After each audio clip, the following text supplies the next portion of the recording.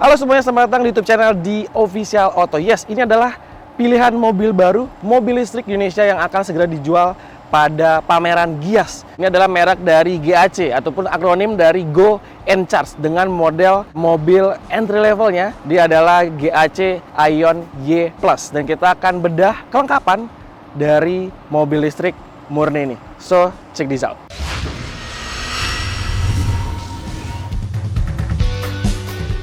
Jadi teman-teman, informasi aja, jadi mobil ini memang kita mereview secara statis. Jadi memang listriknya belum dipasok, tadi akinya tuh sempat dilepas. Dan kenapa harus dibuka bagasinya? Karena memang nggak ada aliran listrik, ketika bagasinya tertutup dia nggak bisa terbuka untuk kuncian. Jadi kita akan mereview sekilas aja yang bisa dilihat dari mobil MPV Cross 5 penumpang ini. Dari bagian depan, desainnya memang khas sebuah mobil MPV, hanya saja dia berkonfigurasi 5 seater yang sedikit berbeda dengan rival-rivalnya bermesin bensin, di mana mengusung 7 seater. Secara garis besar memang desainnya mirip Hyundai Stargazer, tapi dengan tampilan yang lebih futuristik. Kenapa saya bisa bilang seperti Hyundai Stargazer? Karena ada penambahan over fender di bagian bodi depan, lalu juga di bagian bodi belakang. Jadi memang mobil ini memadukan antara desain sebuah mobil MPV, tapi aura sebuah crossover SUV-nya nih ditampakkan lewat berbagai macam komponen. Seperti saya bilang, ada over fender, lalu juga ada roof rail di bagian atas, lalu juga ada hadir garnish sebagai set skirt di bagian sisi kanan dan juga di sisi sebelah kirinya. Nah teman-teman, kesan modern juga dihadirkan lewat jenis door handle. Dia sudah mengusung auto flush mirip dengan Hyundai Ioniq 5 dan juga profil ban yang cukup besar. Dia pakai ukuran 215/50 ring 18 dengan desain star spoke. Di bagian dalamnya sudah pakai disc brake baik di depan dan juga belakang. Jadi kesan SUV juga cukup banyak ya. Nah, kalau misalkan di-compare dengan kompetitornya seperti Wuling Cloud EV, dia punya lebih panjang, lalu juga lebar lebih lebar, dan tingginya sedikit lebih pendek dibandingkan Wuling Cloud EV. Dan dia punya wheelbase di 2750 mm yang memang lebih panjang dibandingkan Wuling Cloud EV sekitar 50 mm. Kita akan lihat bagian depannya. Tampilan depannya memang menawarkan kesan yang futuristik banget. Teman-teman bisa lihat seperti mobil listrik kebanyakan dia absen komponen kisi-kisi di bagian grill, tapi ada sedikit kisi-kisi di bagian bawah untuk menyalurkan hawa ataupun angin ke bagian komponen di dalam grill ini. Dan desain lampunya disebut sebagai wing angel. Jadi memang seperti kepakan sayap di bagian kiri dan sebelah kanannya. Sekilas memang mirip sayap, tapi ketika Anda lihat dari jauh seperti bulu mata. Jadi memang desain futuristik dan menarik ditawarkan Aion Y Plus ini. Lalu juga nih bagian bonetnya ada beberapa tarikan garis tegas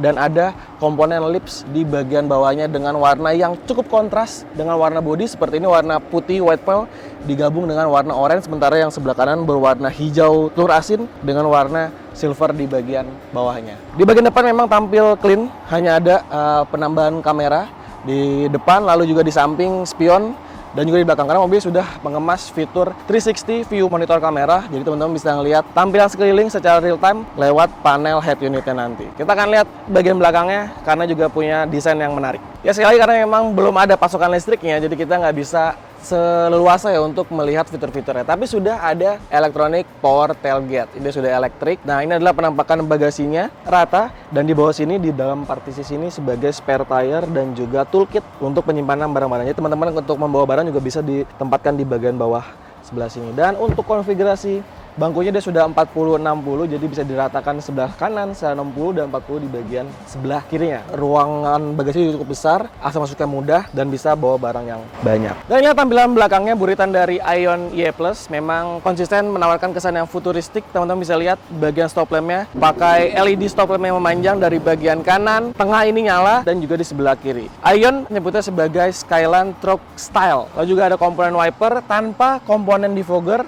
tapi sudah dilengkapi dengan spoiler dan juga high mount stop lamp. Ini akan nyala nih ketika mengerem.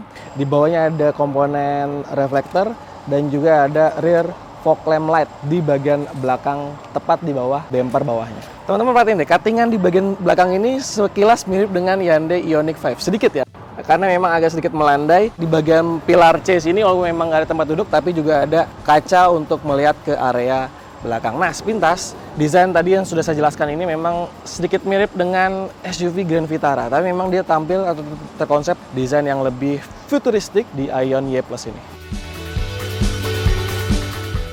Nah, fitur di dalamnya juga ada sofa mode, jadi ini bisa direbahkan secara rata dan teman-teman bisa duduk layaknya di sofa rumah. Jadi seperti di Wuling Cloud EV juga ini pengaturan joknya. Jadi tinggal begini saja.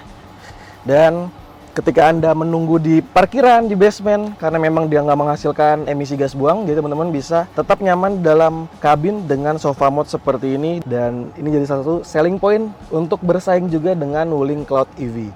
Sofa mode ditawarkan oleh GAC Aion Y+. Kita akan lihat bagaimana tata interior di kokpit depan dari hatchback cross 5-seater ini. Oke teman-teman, ini di balik kemudi dari Aion Y+ ini jadi unit yang berbeda dengan tawaran layout warna dashboard yang berbeda. Jadi memang menawarkan kesan yang cerah. Jadi dia memadukan dual two-tone lalu juga beberapa pilihan warna kursinya. Dia sudah pakai kulit sintetis baik di depan dan juga di belakang, dan inilah tata layoutnya. Setirnya sudah dibalut kulit sintetis juga, cukup lembut, lalu di bawahnya sudah flat bottom. Nah ini jadi pusat kontrol dari fitur-fitur dan juga pengaturan teknologi dari mobil ini. Di layar berukuran 14,6 incinya, dan di bagian depan sini adalah layar cluster meter MID berukuran 10,25 inci. Jadi memang unit yang kita tes ini dua-duanya sayang sekali kita nggak bisa ekspor bagaimana tampilan head unitnya, apa aja fungsi-fungsinya, karena memang bersifat statis tanpa listrik. Kita nggak bisa mengaktifkan fitur-fitur yang ada pada mobil ini. Tapi secara keseluruhan memang tawaran desainnya cukup futuristik dan juga mengesankan sebuah mobil yang modern sekali. Sini sudah pakai bahan-bahan yang cukup premium ya. Jadi sini ada soft touch, di atasnya dengan material plastik yang cukup kokoh. Di sini juga bagian sini juga soft touch yang lembut sampai mengular ke bagian door trimnya. Sebagai mobil hatchback cross 5-seater, sebagai mobil keluarga, fungsi dari akomodasi lalu juga kepraktisan ditawarkan dari mobil ini. Seperti contohnya adalah penggunaan konsol panel tengah sini yang cukup besar, ada 2 cup holder, lalu juga ada penyimpanan HP dan slot penyimpanan yang tertutup di sini, termasuk di bagian armrest dengan penyimpanan akomodasi yang cukup dalam, dan dia dibuat sedikit floating. Jadi di bagian, kalau teman-teman lihat dari bagian samping memang sedikit seperti melayang ya, dan ini menjadi tempat penyimpanan juga, jadi teman-teman bisa bawa tas, barang-barang yang terbesar di bagian bawah sini. Untuk pengaturan setirnya, pengaturan atas saja, jadi memang hanya teleskopik tilt ya. Jadi untuk pengaturan maju mundurnya belum bisa.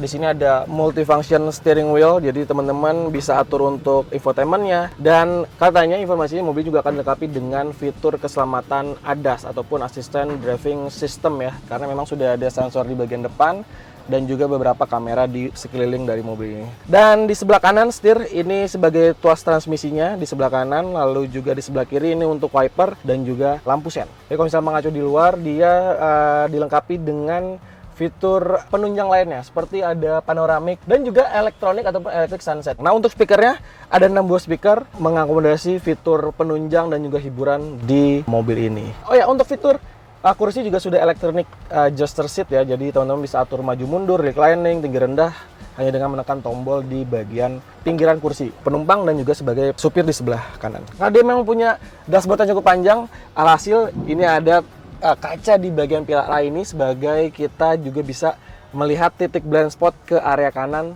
dan juga di sebelah kiri. Hanya sayang memang buat Anda yang suka berkendara dengan bisa melihat bagian bonet di driving position dari GAC Aion Y+ ini, Anda nggak bisa ngelihat bagian bonetnya. Jadi mirip-mirip lah dengan Hyundai Stargazer X dan juga Wuling Cloud EV. Sekarang kita akan lihat bagian belakangnya karena juga jadi salah satu selling point.